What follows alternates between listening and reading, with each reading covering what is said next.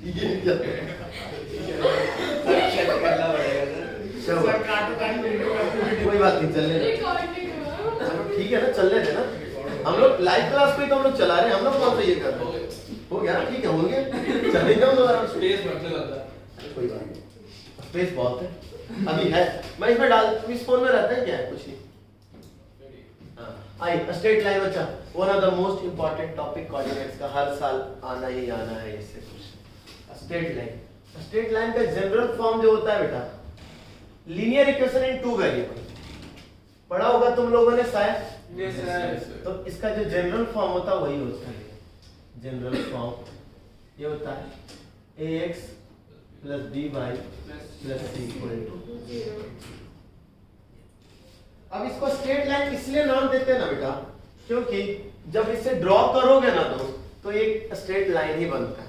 और ड्रॉ करने का ग्राफ याद करो, तुम लोग जब बचपन में पढ़ रहे थे, यानी बचपन नहीं मतलब तुम लोग 11th 12th 10th में जो पढ़ रहे थे, ऐसा मान लो 2x plus 3y is equal to 12, हाँ कुछ ऐसा या अरे ऐसे रख लो, लो -12 is equal to 0, a equal to 2 था, b equal to 3 था, c equal to -12 था। तो हमने जब इसका सॉल्यूशन ढूंढा था तो 2x plus 3y is equal to 12, कुछ ऐसा था। Yes sir. जब हम इसे ग्राफ बना रहे थे तो मैंने बोला था कि एक बार x को 0 रखो तो y आ जाएगा, और एक बार y को 0 रखो तो x आ जाएगा। x को 0 रखा, 3y equal to 12, 4 और ये 6, यानी दो पॉइंट आए, एक पॉइंट आया 0,4, दूसरा पॉइंट आया 6,0। x कोऑर्डिनेट 0 यानी कहां पे लाई कर रहा है, y पे। y कोऑर्डिनेट 0 यानी कहां पे लाई कर रहा है। अब जब हम इसका ग्राफ बनाते थे बच्चे, तो ये हो गया b और ये हो गया a, और इन्हीं दोनों पॉइंट को मिलाने से देखो क्या बनता था, स्ट्रेट लाइन। इसीलिए हमने इसको linear equation in two variable या एक्चुअली स्ट्रेट लाइन का मैटर था। क्लियर है? Yes sir. ये चीजें चलती, ठीक है। अब मैटर ये आता है दोस्त यहीं पे कि सर अगर इसमें ध्यान से देखो तो आर्बिट्ररी कांस्टेंट, आज के बाद मैं एक चीज बताने जा रहा हूं, आर्बिट्ररी कांस्टेंट। आर्बिट्ररी कांस्टेंट का मतलब क्या है बेटा, वो ऐसे कांस्टेंट और वेरिएबल के बीच की कहानी। एक तो हुआ कि प्योर कांस्टेंट है 2। अभी यहां पे देखो ABC की बात करूं तो ABC है क्या यहां पे, प्योर कांस्टेंट है नहीं, आर्बिट्ररी कांस्टेंट। तुम जैसे ही इक्वेशन चेंज करो प्योर कांस्टेंट मतलब वो चेंज नहीं होगा। अब ये बताओ, अभी ये 2x plus 3y is equal to 12, अगला तुम्हारे पास मन हुआ 3x plus 7y is equal to 5, अगला मन हुआ 8x plus 9y is equal to 6, ऐसा कुछ चलता चला जाएगा। क्या हो रहा है, ABC कांस्टेंट ही आ रहा है, लेकिन वो हर इक्वेशन में अपने अकॉर्डिंग आ रहा है, हमारे अकॉर्डिंग आ रहा है। तो आज के बाद ये क्या हो गया, आर्बिट्ररी कांस्टेंट, ठीक है। और अभी तक मैंने ये भी बोला था तुम लोग को कि जितने वेरिएबल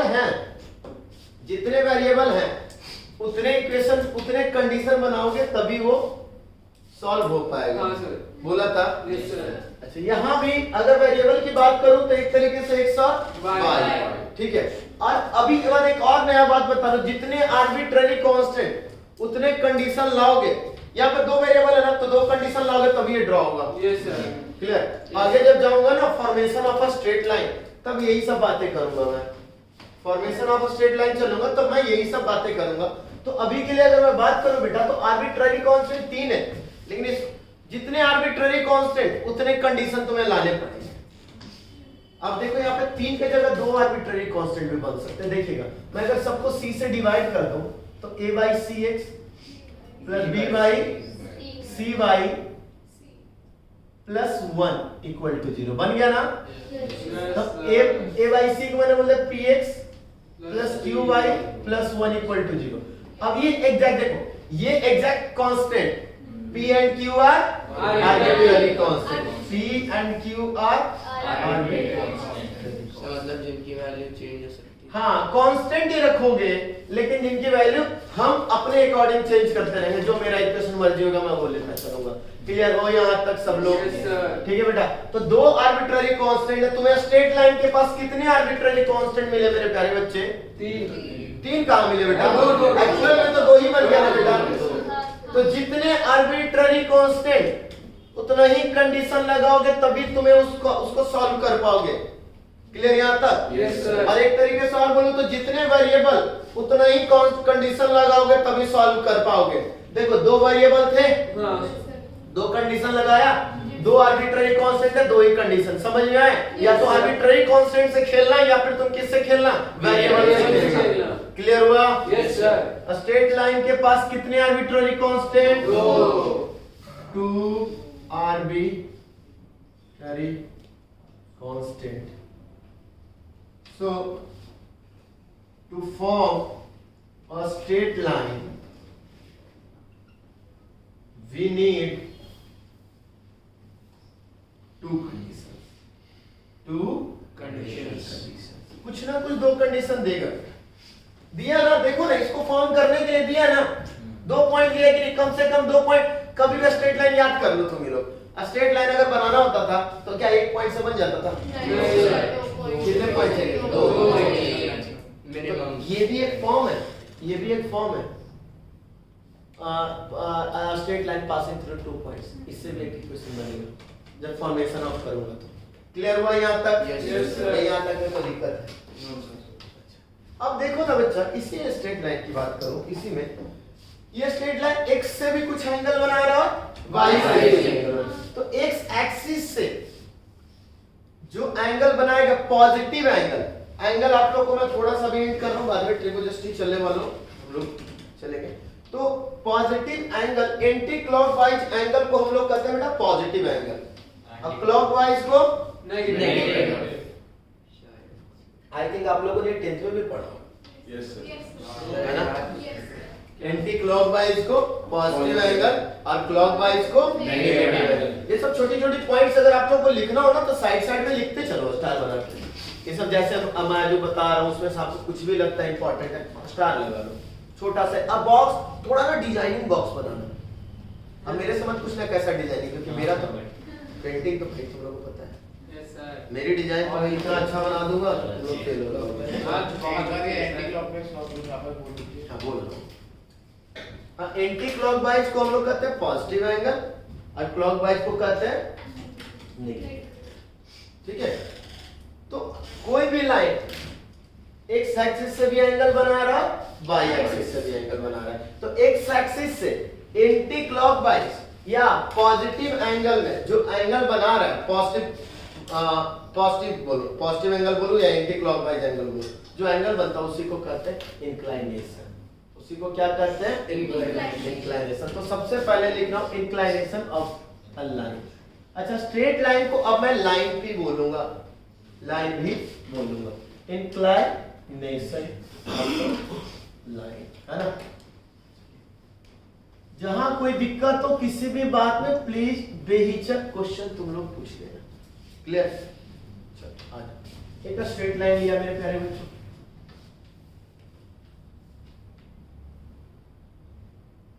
ये x y, x से देखो एक ये बना बेटा, देखना इधर। अच्छा a b,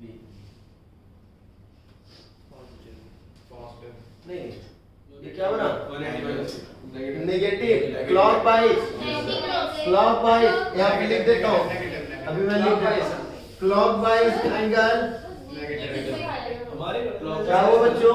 कोई बच्चा ऐसे भी तो बता सकता रुको तो बेटा, है कुछ तो क्लॉकवाइज एंगल, नेगेटिव एंगल, ठीक है? और एंटी क्लॉकवाइज एंगल,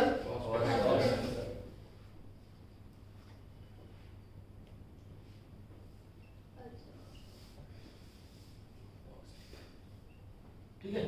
आइए, तो ये जो बना और ये बना, अगर ये थीटा तो ये हो जाएगा 180 माइनस थीटा।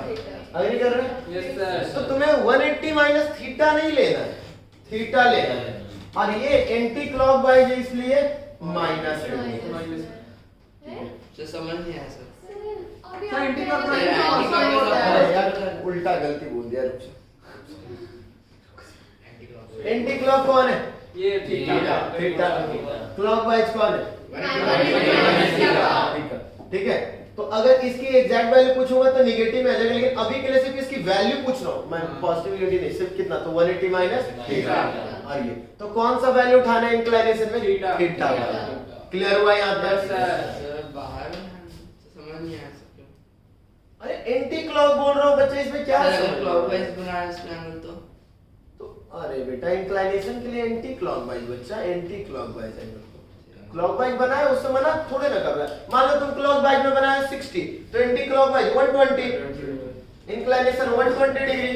समझ में आई बात? ठीक है, आगे इस पे भी चलूंगा, देखना यहाँ पे कुछ बातें चलेंगी, यहाँ पे दिखाऊंगा कुछ चीजें। मैं आता हूँ, पहले इंक्लिनेशन लिखाता हूँ। Inclination, line makes an angle in anti-clockwise with x-axis, then that angle is called inclination of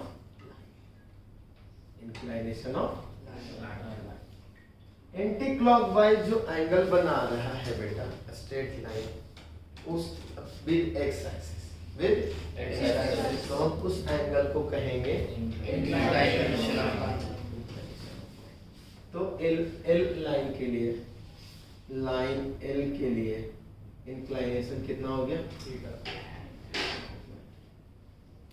कोई दिक्कत मेरे प्यारे बच्चों? अब इसमें एक एक कंडीशन पे बात करें। इंक्लिनेशन में किसी को दिक्कत है तो पहले बोलो। हाँ बेटा, इसी लाइन को एल बोल दिया बेटा, एक ही तो लाइन है सर। लाइन ए भी बोल देता हूँ, चलो ये भी लाइन बोल देता हूँ।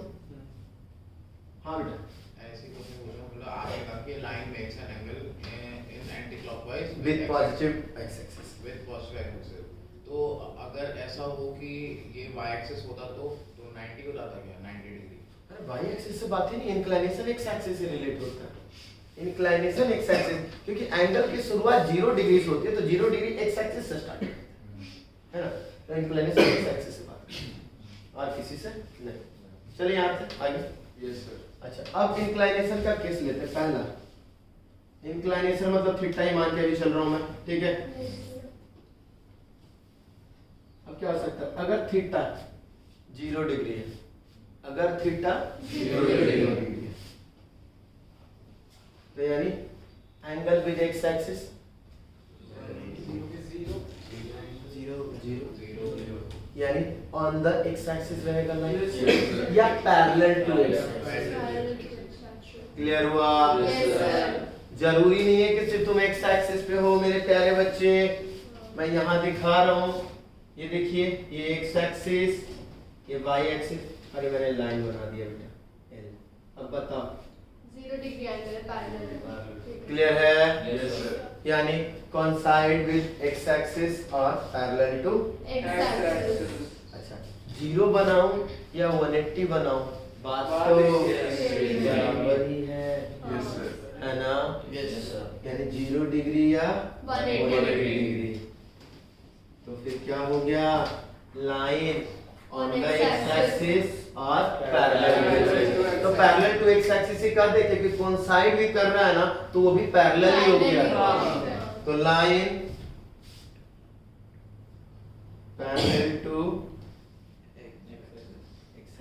अच्छा, कोई बोलेगा कि सर 0 के साथ 180 आप कैसे कंसीडर कर लिए? तो देखिए मैंने मिस करी। हाँ मिस। ये जो भी आपने पॉइंट बताया अभी कि 0 या 180 डिग्री होगा, तो उससे मतलब क्या हम जान रहे हैं कि इंक्लिनेशन सेम होगी? इंक्लिनेशन सेम नहीं होगा, इंक्लिनेशन हो गया कि एक्स एक्सिस को कितने डिग्री का एंगल बना रहा है ना? इंक्लिनेशन ये हो गया कि एक्स एक्सिस को कितने डिग्री का एंगल बना रहा है।